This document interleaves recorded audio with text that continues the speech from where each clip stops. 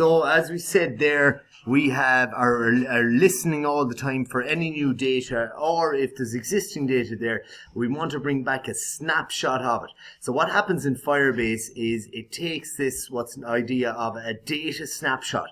I always liken it to, imagine if you had a camera and you were taking a particular photo at different times. So when that data comes back, then it comes back as the snapshot refers to the function reference of it. So we need to deal with that now. So what we do is we say, okay, function snapshot, and the data that's coming back, so just let me get this ready here. The data that's coming back, I'm going to call it data. I think that's a good name for it. You can call it whatever you want, but basically you can call this Tom, John, Mick, hello, Man United, whatever name there, but I'm giving it a meaningful name. The data is coming back from this, like a camera snapshot, happening every second or whatever, and in there. So first thing we must do is convert this to a JavaScript object.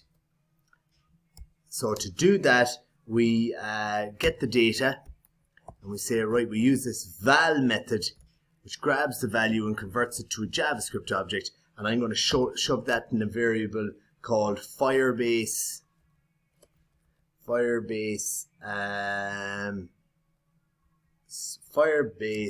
status check, maybe be a good name for something like that. Firebase status check, FB for Firebase. So I'm going to go on then, and the next bit I'm going to do is to store the value part, so on or off, I suppose, in a variable. Right, when we've got that done, so to do that, let, again, I'm using this, this is what JavaScript requires, let, and I'm just going to call it maybe status. I'd be afraid I've already used status, but let's say status equal to FB status check. It's this fella here, the JavaScript object. So what we want to do is we want to grab the name here of this. So what we've actually called that status.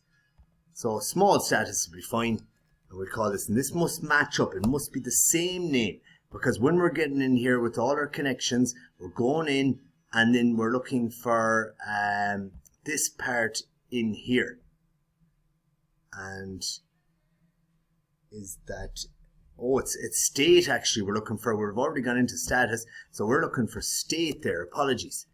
That's the bit that we want to actually target, because when we bring back the data, it takes a snapshot of this and it brings us back this particular piece of data here, state on. So we want to say, right, grab the key state, and whatever value is with it will be returned, and that's now going to be shoved in a variable called status. So there's no harm at this stage me running a little console.log and printing out the status and seeing what's going on there. So let's run it, and at the moment down here we have off being returned, all of them. So if I had the microbit running there, if I had Python still running, watch this, let's run it, and you can see that the values that start coming through a bit slowly. But if I go back here now to my replit, run this, will this keep going live here now?